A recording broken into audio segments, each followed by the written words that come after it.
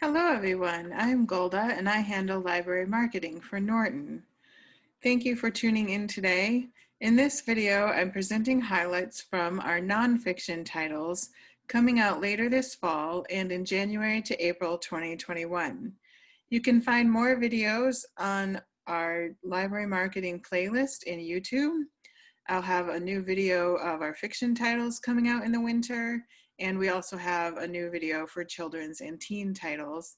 And you can go back and catch up on any of the videos you might have missed that we posted this past June. I'm putting a bunch of useful links in the description: where to find digital ARCs, how to sign up for our newsletter, links to our catalogs, and more. You can also find me on Twitter and Instagram at www.nortonlibrary, and you're welcome to email me with any questions. I'm starting out with titles from Norton and Liveright. There's never enough time to cover all of the books, especially on the nonfiction side, so you can find more information on the rest of our winter titles in our catalogs on Edelweiss. Strong Men, Mussolini to the Present. Historian Ruth Ben-Ghiat covers a century of authoritarianism to explain why strongman rulers, drawing from a common playbook of machismo, propaganda, violence, and corruption, have found popular support even as they bring ruin to their countries. She gives readers insight into how such rulers think, who and what they depend on, and how they can be opposed. Hello Habits by Fumio Sasaki. He is a Japanese author, editor, and minimalist, and his previous book, Goodbye Things, has been a big seller for us. That book was about decluttering on an even more extreme level than Marie Kondo, but you do not need to be a minimalist to be interested in this new book, Hello Habits. Sasaki synthesizes a wealth of insight about the science of habit formation and the role of willpower from influential psychologists, neuroscientists, and sociologists. He helps you to recognize that habits are what drive human behavior and to figure out how to use them to one's advantage. Each chapter is broken down into short sections, and he uses examples from sports, art, writers, and pop culture. Himalaya by Ed Douglas is a sweeping history of the Himalaya region, spanning millennia from its earliest inhabitants to the present conflicts over Tibet and Everest. Himalaya is a soaring account of resilience, conquest, discovery and plunder, oppression and enlightenment at the so-called roof of the world. Douglas takes readers beyond the myths and Orientalist fantasies. He traces the flourishing evolution of three world religions, Hinduism, Islam, and Buddhism. He also depicts with great drama the story of how the East India Company grappled for dominance with China's emperors, how India fought Mao's communists, and how mass tourism and ecological transformation are obscuring the bloody legacy of the Cold War. Himalaya is history written on the grandest, yet also the most human scale, encompassing geology and genetics, botany and art, and bursting with stories of courage and resourcefulness. We Came, We Saw, We Left by Charles Whelan. I think this will be a good armchair travel book. Charlie Whelan is mostly known for his books on business and economics, but when he and his wife were thinking about the kids growing up and going off to college soon, they decided to do what they had been dreaming about: drop everything and travel for a year. This is not a how-to book, but he does talk about the logistics involved in taking a year off work and what to do about your house and your pets. They maybe didn't prepare enough for the travel aspects, but they learned a lot along the way. From sneaking out of an army barricaded Peruvian village at dawn to contracting a flesh-eating bacteria, underwater navigational disputes in the Great Barrier Reef, disastrous overnight trains in India, breathtaking views of Bhutan, to snafus with the Argentinian police over Ziploc bags of white powdery pancake mix. The adventures abound. And he tells them in a lighthearted, interesting way that will either make you wish you could go on a trip like this, or make you feel okay about staying at home with your nuclear family. The Doctors Blackwell by Janice Nimura. In 1849, Elizabeth Blackwell became the first woman in America to receive an MD. Her achievement made her an icon, but her sister Emily, eternally eclipsed, was the more brilliant physician. Together, they founded the first hospital staffed entirely by women in New York City. They prevailed against fierce resistance from the male establishment, moving among Britain, France, and America during a tumultuous time of scientific discovery and civil war. This major new biography celebrates two complicated pioneers who exploded the limits of possibility.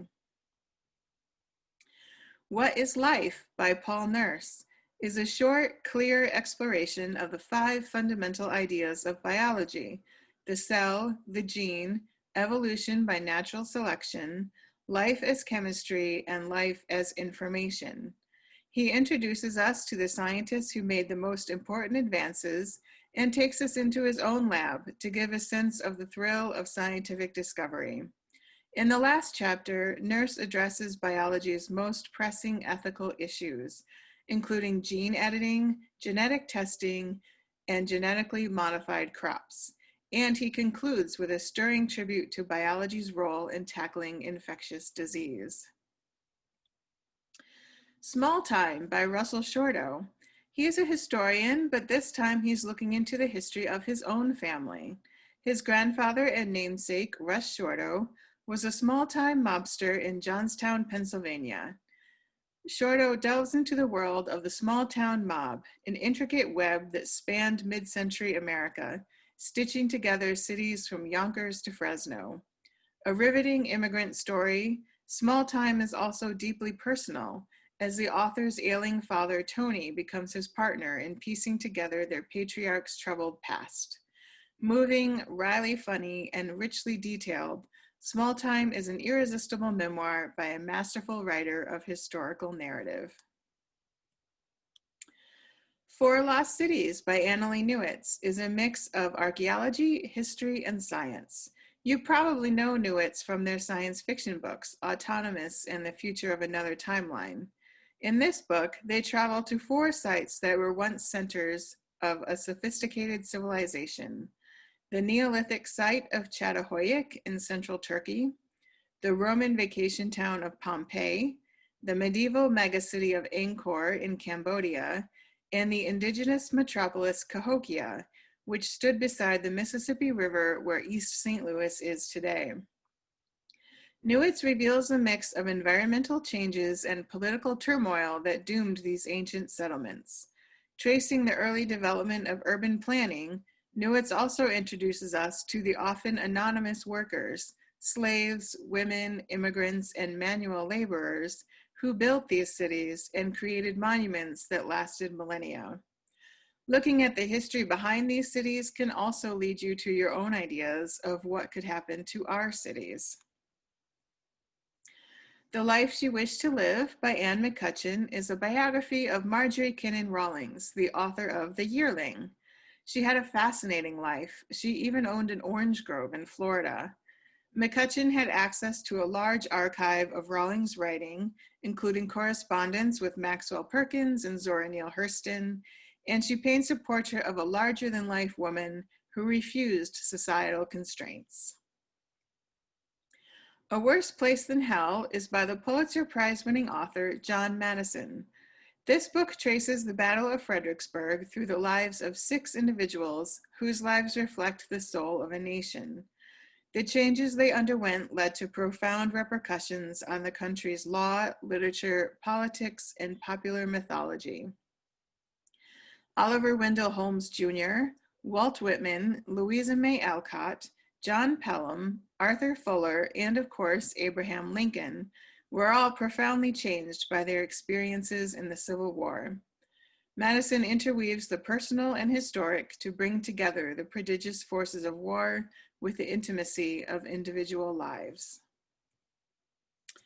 Flight of the Diamond Smugglers is another one that looks fascinating. Matthew Gavin Frank delves into the world of diamond smuggling in South Africa, which is often done using pigeons. In 2016, American investigative journalist Matthew Gavin Frank traveled along South Africa's notorious Diamond Coast to report on the illicit trade that supplies a global market. Immediately, he became intrigued by the ingenious methods used in facilitating this trade, particularly the illegal act of sneaking carrier pigeons onto mine property, affixing diamonds to their feet, and sending them into the air to fly home. Weaving interviews with local diamond miners who raise pigeons in secret, with harrowing anecdotes from former heads of security, environmental managers, and vigilante pigeon hunters, Frank reveals how these feathered bandits became outlaws in every mining town. Useful Delusions. You need this book if you have any fans of the Hidden Brain podcast from NPR. And based on how many fans there are of the Hidden Brain podcast, there are probably some that use your library. This is also for fans of popular psychology titles. Vedantam argues that deceiving ourselves and others in some ways can play a vital role in human success and well-being. The lies we tell each other and the lies that we tell ourselves sustain our daily interactions with friends, lovers, and coworkers. They explain why some people live longer than others, why some couples remain in love and others don't, why some nations and tribes hold together while others splinter. Filled with powerful personal stories and drawing on new insights in psychology, neuroscience, and philosophy, Useful Delusions offers a fascinating tour of an upside-down world. Beloved Beasts by Michelle Nijhuis is a history of the modern conservation movement through the lives and ideas of the people who built it. She traces the movement's history from early battles to save species such as the bald eagle to today's global effort to defend life on a larger scale. She describes the vital role of scientists and activists such as Aldo Leopold and Rachel Carson, reveals the origins of organizations like the Audubon Society and the World Wildlife Fund, explores current efforts to protect species such as the whooping crane and the black rhinoceros, and confronts the darker side of conservation, long shadowed by racism and colonialism. Now, as the destruction of other species continues and the effects of climate change escalate, conservation is becoming a movement for the protection of all species, including our own. Jessie McCarthy is a talented young critic whose new collection of essays, Who Will Pay Reparations on My Soul, captures debate at the intersection of art, literature, and politics in the 21st century with virtuosic intensity. In Notes on Trap, McCarthy dissects the significance of trap music in American society, while in The Master's Tools, Velázquez becomes a lens through which to view Kehinde Wiley's paintings. Essays on John Edgar Wideman, Terence Hayes, and Claudia Rankine survey the state of Black letters. In The Times of the Assassins, McCarthy, a Black American raised in France, writes about returning to Paris after the Bataclan massacre and finding a nation in mourning, but dangerously unchanged. Taken together, these essays portray a brilliant critic at work, making sense of our dislocated times while seeking to transform our understanding of race and art, identity, and representation. Craig Taylor, author of the best-selling Londoners, now takes on New York in New Yorkers. In the tradition of Studs Terkel, Taylor spent years meeting New Yorkers, rich and poor, old and young, native and immigrant, and getting them to share their stories. Here are the voices of those who propel the city every day: subway conductor, nurse, bodega worker, and an electrician who keeps the lights on at the top of the Empire State Building.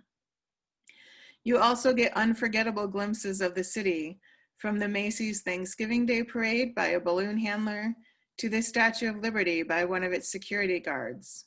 Covering all boroughs and all walks of life, New Yorkers captures the strength of the city that has been through enormous challenges: terrorist attack, blackout, hurricane, recession, and pandemic. The book focuses on the strength and resilience of its people and should appeal to residents, visitors, those who have moved away, and anyone who ever dreamed of coming to New York. The Western Front by Nick Lloyd is a panoramic history of the savage combat on the Western Front between 1914 and 1918 that came to define modern warfare. In this epic narrative history, Nick Lloyd brings together the latest research from America, France, Britain, and Germany, telling the full story of the war in France and Belgium, from the German invasion in 1914 to the armistice 4 years later. And coming out this April, we have the long-awaited biography of Philip Roth by Blake Bailey, written with the full cooperation of Roth, but also full independence. This biography portrays him in all his complexity and includes some rarely seen photographs. The 12 Lives of Alfred Hitchcock offers a biography of Hitchcock told thematically instead of chronologically. Edward White's 12 chapters illuminate different aspects of Hitchcock's life and work. Each of these angles reveals something fundamental about the man he was and the mythological creature he has become, presenting not just the life Hitchcock lived, but also the various versions of himself that he projected and those projected on his behalf. Mother Grains by Roxana Julipat. Owner of the popular Los Angeles bakery Friends and Family, Roxana Julipat knows that all-purpose flour is an easy route to success, but for cooks eager to use the full array of grains grown locally in the United States and their flours, she has more than 80 sweet and savory recipes with lots of flexibility. The book also features shopping and storing tips, essays on the history of each grain, and step-by-step photos. Countryman Press is an imprint of Norton that publishes beautiful cookbooks and guides to everything from mixing drinks to baking pies to hiking and exploring the country. The well-known explorer's guides are a staple of the travel section, and Countryman has expanded in recent years to include books on nature, country living manuals, narrative nonfiction, fitness and exercise, reference, pets, and humor. If you have been on social media in the last 6 months, there's a good chance you've seen videos of Andrew Cotter, a BBC commentator with no sports to talk about, commentating on videos of his dogs. In Olive, Mabel, and Me, Cotter tells stories about how he fell in love with his dogs, Olive and Mabel, his passion for hiking with them through the glens and over the peaks of his native Scotland, and the ongoing relationship between Olive and Mabel, particularly the competitive fire lit during these days of quarantine. This memoir is both funny and thoughtfully tender, and it's sure to resonate with all dog lovers. Countryman Press partnered with King Arthur Flour many years ago to bring out high-quality baking books. Now, with a new branding and company name, it was time to revise and update their flagship title. King Arthur Baking Company, the all-purpose baker's companion, has 450 recipes with clear, practical, and encouraging instructions for all types of baking. The book offers a completely up-to-date overview of ingredients, including gluten-free options, substitutions and variations, and troubleshooting advice. Decades of research in their famous test kitchen have shaped the contents of this book, and their experience in helping bakers through their famous helpline have given them insight in how to present recipes clearly for all levels of bakers. How to Survive gives readers gripping stories of near disaster and survival, and the lessons to be gleaned from them from the British military's chief survival instructor, John Hudson. The stories are broken down and studied so that readers will be ready to face any situation with the tools they've learned from this book. Tin House is an independent publisher based out of Oregon that publishes mostly fiction and poetry, but they do also have some memoir and collections of essays. White Magic by Alyssa Washuta explores questions of cultural inheritance. A First Nations woman, Washuta draws on the spiritual magic and powers of her Cowlitz heritage and Appalachian ancestors to guide and empower her through her experiences, memories, and the dangers that she continues to confront. Deftly exploring the space between grief and beauty, Washuta's essays transmute pain, abuse, self-doubt, and loss into acceptance, meaning, resilience, and love. Norton just started to distribute Abbeville Press this summer. They were founded in 1977, and their list includes art, photography, and lifestyle books, as well as titles for children and parenting. Abbeville publishes best-selling titles like Audubon's Birds of America, Ancient Trees, and the Tiny Folios franchise. Now, their top-selling series is the Expectant Father series by Armin Brott. The revised and updated 5th edition is coming out in April 2021. This is the What to Expect for fathers. This reassuring month-by-month overview gives you the tools you need to support your partner, prepare for your baby's arrival, and take care of yourself during this exciting time. It concludes with 2 special sections, one on labor and delivery, guiding you through the big day, and the other on what comes next, covering the first few months after the baby's arrival. Armin Brott incorporates the expertise of leading OBGYNs and researchers, along with the real-life experience of hundreds of parents. Thames Hudson is an internationally renowned publisher of illustrated books on art, architecture, history, design, photography, fashion, travel, spirituality, and archaeology. France, A Short History, is exactly what it says. Perfect for armchair travel or preparing for a future trip, Jeremy Black presents readers a short and entertaining narrative of France from prehistory to the present, recounting the great events and personalities that helped create France's cultural and political influence today. The Van Gogh Sisters. So, not being an art scholar myself, I didn't even know that Van Gogh had sisters. I'd only heard about his brother. In this compelling group biography based on extensive primary resources, art historian William Jan Verlinden brings Vincent's 3 sisters into the spotlight. At a time when the feminist movement was beginning to take root and idealists were clamoring for revolution, the Van Gogh sisters recorded their aspirations and dreams, their disappointments and grief.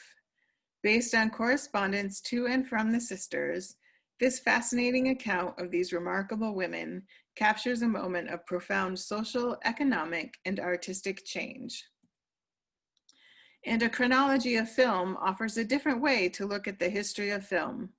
This illustrated volume uses timelines to trace its development from the earliest moving images up to now, and it features key films, film commentaries, and contextual information about the period in which they were produced. Fanographics. So yes, there are nonfiction graphic novels. Too bad we don't have a better name for them. Dancing After 10 is a memoir by a woman who started losing her sight while she was working on the book, so she enlisted the help of Georgia Weber to finish drawing the book. What Cartooning Really is a collection of 4 extensive conversations with Charles Schulz, conducted by film critic Leonard Maltin, novelist Laurie Colwin, Fanographics publisher Gary Groth, and comics historian Rick Marshall. And you can find out more about their other titles in our catalog on Edelweiss. And finally, Norton has kids' books. Yes! We started a Norton Young Readers imprint last year, and one of the first books we published, Free Lunch, won the YALSA Excellence in Nonfiction Award. We also distribute children's books from Tilbury House, Thames Hudson, Abbeville, and some of our other clients. And you can learn more about these titles in the Book Buzz video for children and teens in our library marketing playlist. So I know that was a lot of books. Again, we have digital review copies available to request on Edelweiss and NetGalley. I also send out a monthly newsletter, which almost always has a print ARC giveaway. Please contact me if you have any questions. I hope you are all doing as well as you can, and I want to say thank you so much for all of the work that you're continuing to do in your communities, and thank you again for listening. Bye for now.